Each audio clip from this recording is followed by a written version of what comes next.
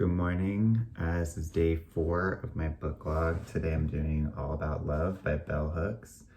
So this is a book about love, obviously. Bell Hooks is like a social critic, a cultural critic, and sort of social thinker, social scientist. She's got a bunch of like MAs and PhDs and stuff, and just generally writes really thoughtful and clear and sort of crisp writing about society and about humans and how we interact and stuff. So this book in particular, I think this is the only full book of Bell Hooks that I've read, and it was really kind of like transformative the first time I read it. And I know that just because rereading it for a second time was way easier, I think, than reading it the first time.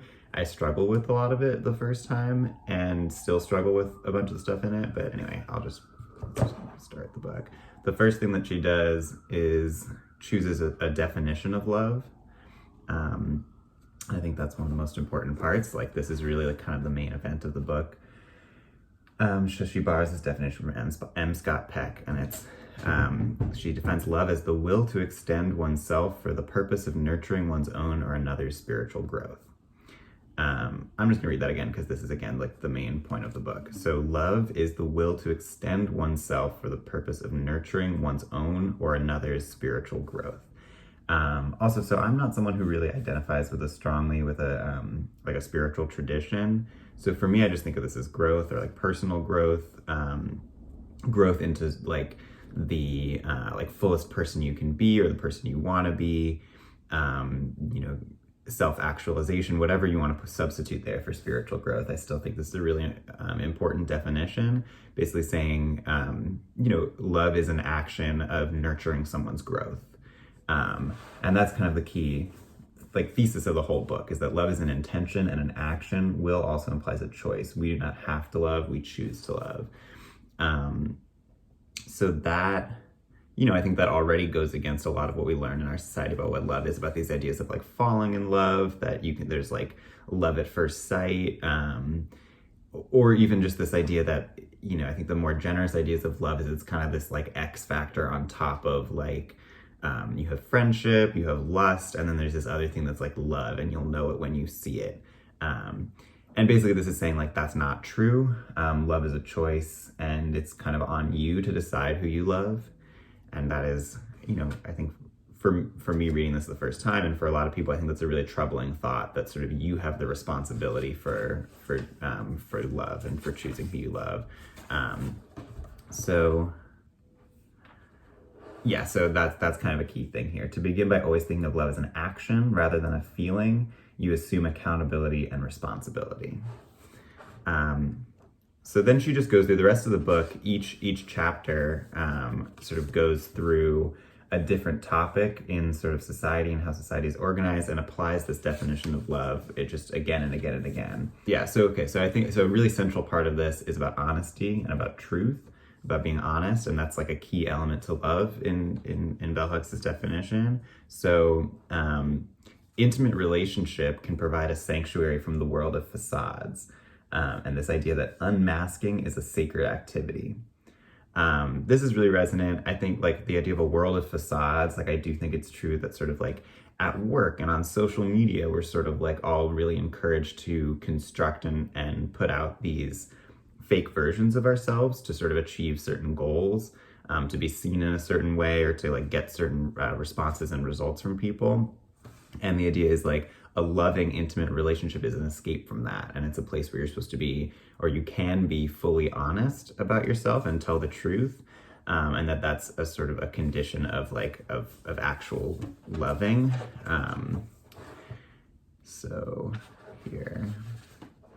And specifically, I think this is really true, of men. I think like men, especially in the workplace, in a lot of contexts, it's this whole idea that you have to put on this sort of like machismo, masculinity, whatever it is. You have to perform maleness. It's very easy to like sort of lose the man card if you act a certain way. It's like, oh, you act like you're gay or a woman or something like that. And so there's like a lot more constriction around how you're allowed to behave.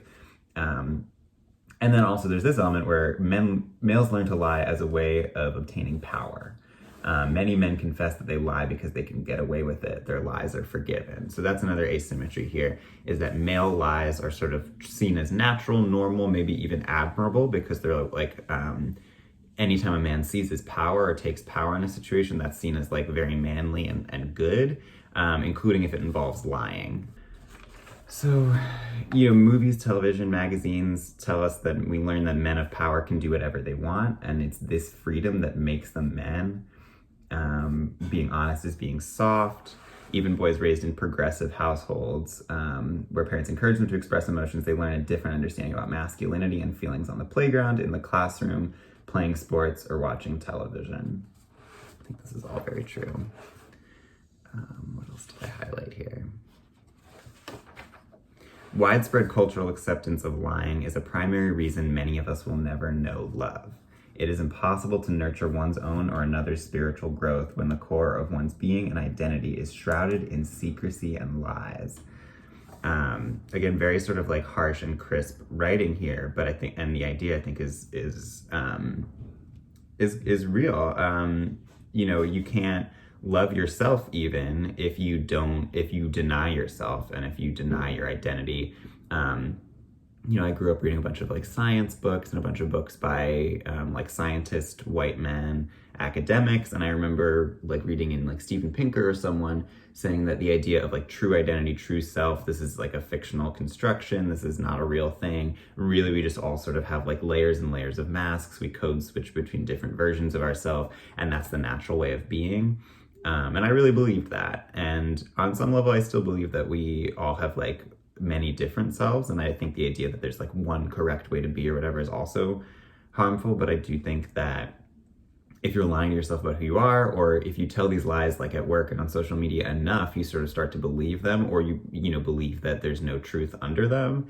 And I think that you can't love yourself, you can't grow into your fullest self if you're denying the existence of yourself. Okay, let's skip ahead to, so self-love. That's, there's a whole section about self-love. It's the foundation of loving practice. Without it, our other efforts to love fail. There's the everyone always says like, how can you, if you can't love yourself, how can you love somebody else? And I think, and bell hooks really like stresses sort of the inverse of that, which is if you can't love yourself, then other people will have a hard time loving you. You need to demonstrate how people can love you, because everyone is different and everyone is loved in a different way. And this is, this also reminds me of another example. In high school, there was this boy that I always really admired because it just seemed like everyone loved him, and he got a bunch of girls and all this kind of stuff. And I remember thinking like he would say something like stupid, and everyone would like laugh at him and be like, "You're so stupid," but he wasn't embarrassed, and he would just kind of like smile and laugh. And like that to me, like I think like the difference there is that he just like he was practicing self-love. He was showing a way. He was accepting himself, he was nurturing himself, and like he loved himself. And that demonstrates a way, even though you said something stupid, you can still like laugh, and everyone laughed with him. I don't know. And you need to show people how to love you, I think. And you need to do that by demonstration, not by telling. So now we get into, she talks about spirituality and divine love. And I always try to be open-minded when I'm reading and try to like find a way to fit this into my understanding of the world. So she talks about love as a spiritual force that unites and binds all life. She says, love, it's about communion and self-transcendence. We do not become fully human until we give ourselves to each other in love. So this reminds me of, I read once that tending a garden in Islam, tending a garden is considered an act of worship. And that was really interesting to me, and I had to think about that. And I think the way that I'm sort of framing this is that this idea of communion, self-transcendence, you can think of it sort of as like an abdication of the individual, of individuality, and sort of like seeing yourself not as an individual discrete unit, but as sort of like one piece of a continuous whole. So when you're tending a garden, right, a plant can't water itself. So you're sort of like acting in the way that you think that the plant would want if it had this sort of like agency and control. Control is the wrong word, but if it was like one with you, right? It would water itself. And the same as like if you are in a loving relationship and one of the people gets sick, the other person comes and like makes them soup or whatever, because that's what you would do if the bodies were reversed. And it's kind of this idea that you're acting now as this unit larger than the self. That's communion and self-transcendence, interbeing and interconnectedness. And so, I think this conception of love is very close to this, close to an idea of like worship or of divinity, spirituality, divinity just kind of being like the collection of all as one unit, as one understanding of it, I guess. And she says all awakening to love is spiritual awakening. So now we get into, what is this one? Yeah, values. So now it's about if we apply this definition of love and this sort of idea of love, not just to yourself and not just on interpersonal levels, but just sort of as a way of being in the world, what does that mean for us? And the first thing that to notice is just that it's really hard to do that. It's really hard to actually act loving in our society to just people around you, to, if you're trying to do this abdication of self thing, abdication of individuality, and see yourself as part of a larger community, you meet a lot of resistance because especially in like cities and capitalism, people are really resistant to this idea of like togetherness and oneness. And so you sort of realize that important and radical changes are necessary if love is to become a social and not a highly individualistic marginal phenomenon. We make choices based on a belief that honesty, openness, this is living with a love ethic. We make choices based on a belief that honesty, openness, and personal integrity need to be expressed in public and private decisions. And it's basically, she's arguing that, we should do this for every reason, that this is like the key to a healthy and functioning society. But also on a personal level, I know no one who has embraced a love ethic whose life has not become joyous and more fulfilling. So both sides of it. And I think, the resistance to this, to living based on a love ethic in society, is she argues is fear of radical change. And I think that's true. Fear of radical change leads many citizens of our nation to betray their minds and hearts. So I know plenty of people who want things to be a certain way and believe that things could or should be a certain way, but they're really afraid of what it would take to get from here to there.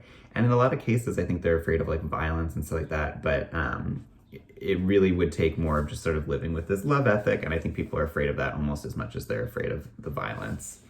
And she also says, like, there's no other way around it. Love is the only sane and satisfactory response to the problem of human existence. I think that's a really beautiful line. And any society which excludes the development of love must in the long run perish of its own contradiction with the basic necessities of human nature. This might be, I think I want to believe this because it's sort of a good like karma way of looking at it. I think right now definitely a lot of societies exist that do deny the development of love, and they seem to be doing fine in some ways, but also, they seem to be reaching their own contradictions. So maybe this is true. And then this idea of like resistance to the love ethic comes in the form of nihilism. And nihilism is not overcome by arguments or analyses. You can't convince someone not to be a nihilist. It's tamed by love and care. So really, if someone is rejecting some of these ideas about society and about having a social love ethic, the idea is you can't really convince them to stop by sort of making a very powerful logical argument. You have to show love and care to them. You have to demonstrate love and care to them.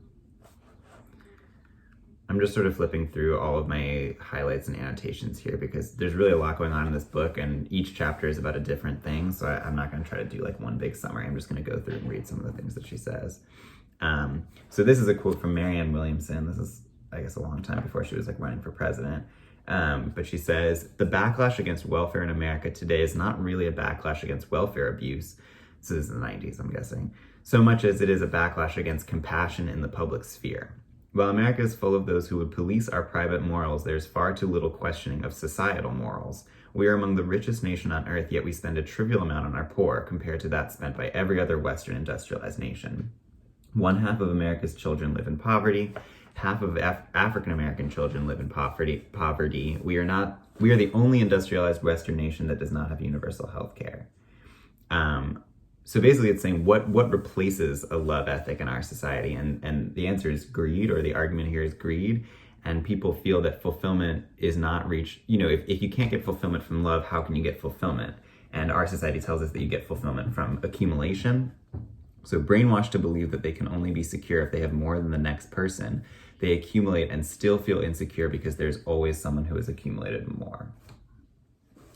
And I think an important thing about that is that accumulation in most cases is zero sum, right? If you, on a day-to-day, if you take more things, if you have more things, other people tend to have less. And love is not that way, right? Like the more you show love to people, the better you are at loving other people, the better they are at loving people. And it's sort of this, seems like an easy out, right? Where everyone can feel fulfilled and we don't have to compete with each other for fulfillment. Because it seems like even the people who are the very richest and most successful in our society definitely don't seem happy. What else do we have here? Okay, yeah, about family. This is a hard part for me. So it's this chapter is about community and the idea of, again, abdication of the individuality. So community is this sort of like unit of loving where we all sort of nurture each other's growth. We all sort of act as a unit. An extended family is a really good example of community. If it's sort of a healthy, traditional extended family, you have a big group of people of all different ages, and they come together and they laugh together and dance together and eat together, and it's sort of just this way of becoming like a unit bigger than the individual self. But that's contrasted with the sort of American nuclear family idea, which is it's still a family, but it's not really a community. And I think so my context for this, I'm reminded of John Rawls, who's a liberal political philosopher, and he's definitely considered very on the left as far as academic philosophy goes. But he's all about equality and redistribution. But his sort of conception of the unit of equality, the unit of redistribution, is the nuclear family, and specifically the sort of male-dominated household. And he's got a lot of criticism from feminist philosophers, but I think there's just the bigger point that you're sort of going halfway there. If you're saying we need equality and redistribution, you can't really do that if you're still based on this idea that humanity exists separated into discrete units. And so the extended family is sort of a response to that idea. Because it just reminds you that if you really keep extending the family, we are all family, we're all descended from the same person. And so just reconsidering the idea of nuclear family is definitely hard to do, especially if you grew up in one, because it holds on to you really strongly. Okay, then there's a bunch of stuff about men and about American men, and this is the part that when I was reading this the first time, I was like, holy shit, wow. And I still need to read this more, and I still need to, I think this is really resonant for a lot of American men that I know. So it's about the Peter Pan syndrome. So it's the idea that American males, though they've reached adult age, they're unable to face adult feelings with responsibility, out of touch with their true emotions, afraid to depend on even those closest to them, self-centered and narcissistic. They hide behind masks of normalcy while feeling empty and lonely inside. So they grow up under feminism, and they know they don't have to be macho men, but the only alternative to not turning into a conventional macho man was to not become a man at all, to remain a boy. By choosing to remain boys, they did not have to undergo the pain of severing the too tight bonds with mothers who had smothered them with unconditional care. So I don't think I have anything to add to that. But that's, I think that's important.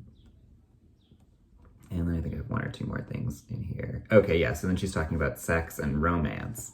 And this is something that people need to hear too. Erotic attraction often serves as the catalyst for an intimate connection between two people, but it is not a sign of love.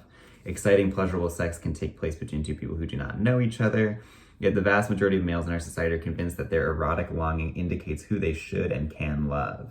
Led by their penis, seduced by erotic desire, they often end up in relationships with partners with whom they share no common interests or values. Pressure to perform sexually, they ignore everything else, cover up mistakes by working too much, or finding playmates they like outside their committed marriage or partnership. It usually takes them a long time to name the lovelessness they may feel, and this recognition usually has to be covered up to protect the sexist insistence that men never admit failure. I mean, this whole paragraph and this whole book, it's just like, really, it's like clarity in writing, and it's like clearly someone who observes society with like a really sharp eye and then isn't afraid to like say things that she thinks are true. And I think that's really important and powerful. And I think that's an act of love too. I think writing this book is an act of love towards all the people who will read it, because it helps nurture you and it helps grow you into the person you want to be. Or even if you don't know you want to be that person. And then she says, the best sex and the most satisfying sex are not the same. I have had great sex with men who are intimate terrorists. I think that's a really powerful phrase. Men who seduce and attract by giving you just what you feel your heart needs, then gradually or abruptly withholding it once they have gained your trust. And I think we all can recognize that dynamic, either something that you've been on one side or another, or that your friends have gone through. The myth of true love, that fairy tale vision of two souls who meet, join, and live happily thereafter, is the stuff of childhood fantasy. Sustaining love takes work. So, you know, that again, it's countering this idea of like true love that comes just like from love at first sight or whatever. And then the very last thing that she says in this book, which is also really powerful, is about death and how love makes us less afraid of death. And I think, and the argument here is that when you love, when you see yourself as part of a larger thing, when you see yourself as part of an extended family or as part of a movement, then your personal individual death is not as big of a loss, because you're just, you know, the main thing, the main unit of care and operation that you've lived on your whole life still exists beyond your physical death. And I think that's really powerful too. So yeah, this book is really, you know, really good, really important. I think a lot of people should read this, but I don't think you should read this unless you feel like you have to, or you feel like you're in a place where, you know, you're feeling like lovelessness, or, you know, you have to be ready for it. This is a book where I've recommended this to people who read it, and then I talked to them afterwards, and they were like, oh yeah, well, it didn't tell me anything I didn't know, you know, obviously, duh. And it's like, if you're not, you know, the first time I tried to read this, I was not ready for it, and so I stopped reading it. And you can't really learn, in general, I don't think you can learn things unless you want to. And this is something where, oh wait, there was a quote that I think I skipped over that was really important. Let me find it. When a man has decided to love manhood more than justice, there are predictable consequences in his relationships with women. So we're all committed to justice in the abstract, and then when it comes along and tells us to that you know, what it means to be a man is different than we thought, or what it means to be white is different than we thought, then suddenly we no longer are committed to justice because it threatens our sense of self. So anyway, All About Love, Bell Hooks, great book.